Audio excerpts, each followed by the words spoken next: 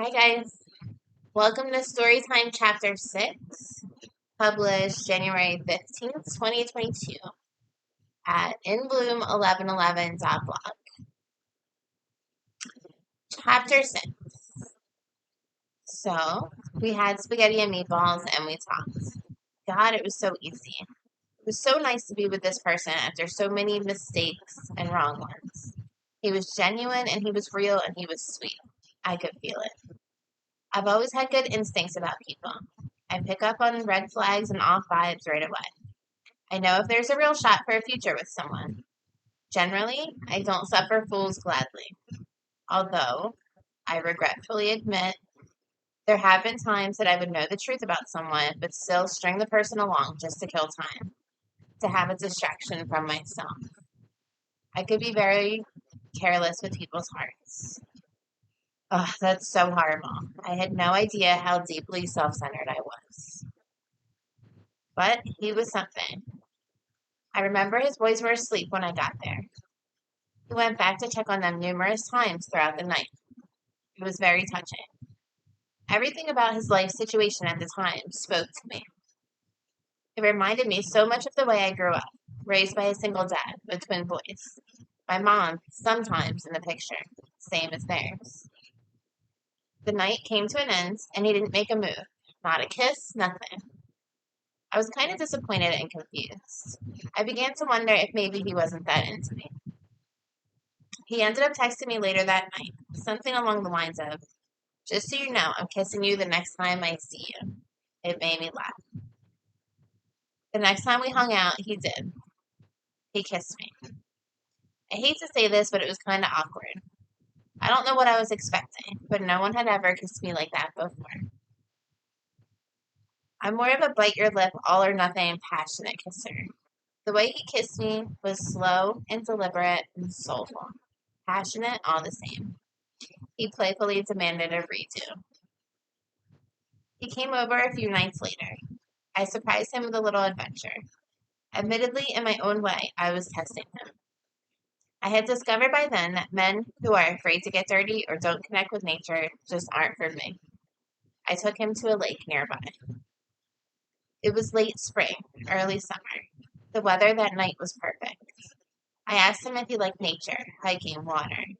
He said anywhere near the water was good with him. We sat in the grass, watched the stars, talked about them, listened to the croaking bullfrogs, counted their croaks, and wondered about their language. We moved to under the cover of a willow tree, our legs dangling over the water, holding hands. It was surreal, like out of a movie. I remember getting a strong sense of deja vu, and I told him I had absolutely done this before, somewhere at some time, with him. Didn't tell him that part. Reluctantly, because he thought it would be cheesy to tell me in the moment. He said that deja vu meant that you were exactly where you were supposed to be, on the right path. We kissed. We went back to my house, physically inseparable. We sat on my couch, facing each other, my legs draped over his. I was so happy. Falling, falling, falling. In love. So in love. I completely knew it, and at first I wasn't scared. I found him endearing. He was so smart and really sweet and a great dad and a hard worker, and he was creative and he had dreams. I could fully be myself with him. It was so amazingly refreshing, like rain at the end of a hot summer day. He was truly incredible, and I was smitten. During this first week of us talking, I believe it was the very day we started, he lost his job. The next day or so, he was out for a ride on his motorcycle and stopped for coffee. He was sitting outside drinking it when a hawk swooped out of nowhere and grabbed a squirrel. The hawk flew to the roof of the coffee shop right where he was, with the squirrel in its grip. He sent me a picture. The hawk possesses many hunting skills. When pursuing prey, their most common skill is to swiftly follow its efforts to get away. Once the prey is caught in the hawk's mighty talons, it is then dismembered with their sharply pointed, powerful beak. For us, this may indicate that we may be able to run, could not hide from our destiny, for eventually it will catch up with us. Ina Wolcott. Things between us seemed to come together effortlessly. With him, life started to make sense. I became hopeful for the future. We were together every single spare moment either of us had, which was never enough. He took a job delivering cabinets. I think it was cabinets. He would come to my house and we would stay up all night into the early morning when he would have to leave for work. He would get no sleep for days. We would stay up, listen to music, and talk or make love or play games or drink tea or go to the lake. And I loved it, every second of it. We referred to it as our universe. It was a place I never wanted to leave and always longed to return to. The only place I had ever been that could put a lump in my throat out of pure awe. I had found home in a person. And that was my first mistake. My home was never him. My home was always me. I just needed him in order to see. Less than a month in, he texted me, "I think I love you." We talked about it later that night.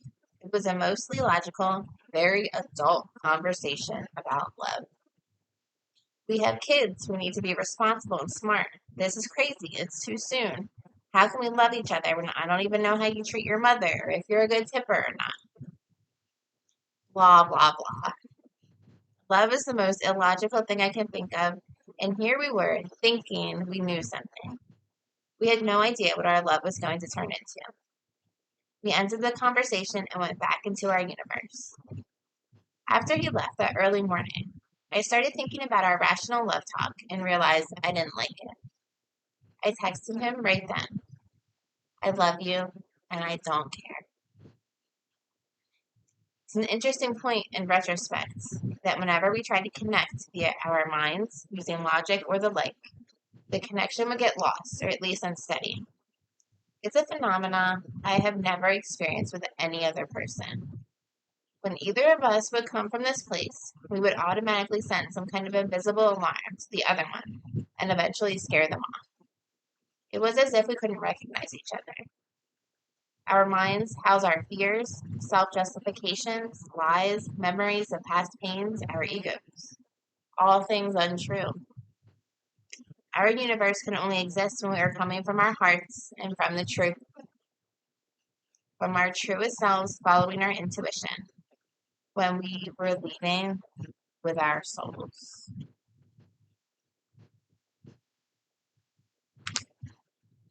Chapter 6.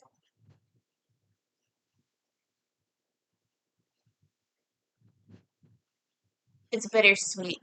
It's a bittersweet one for me because I love this. I loved our love story for so long. And I read it now with detachment for the most part. Though when I think about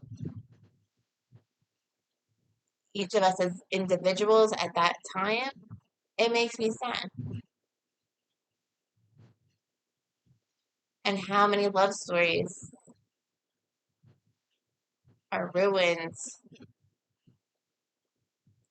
by an inability or unwillingness to face ourselves.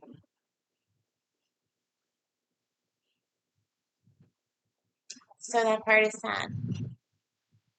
Plus, I know the outcome, and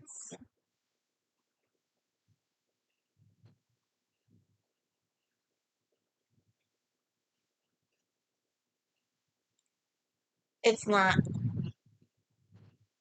it's not pretty on paper, but what this relationship did for me is huge. Like who else? It needed he was mirroring to me exact situations that I had been unable or unwilling to face up until that point, up until I loved someone so much that I was given the willingness. But it was also like in those early days really really eerie, like all the synchronicities. The single dad, the twin boys, the situation with their mother, and then the hawk. And like I had never noticed a hawk a day in my life before this. And after that first day when he saw it, well, I'm probably like ruining the rest of the story because all this will be there. But reading it now, I just feel really grateful that it happens and grateful that I'm on the other side and who I am now as a result of this story. And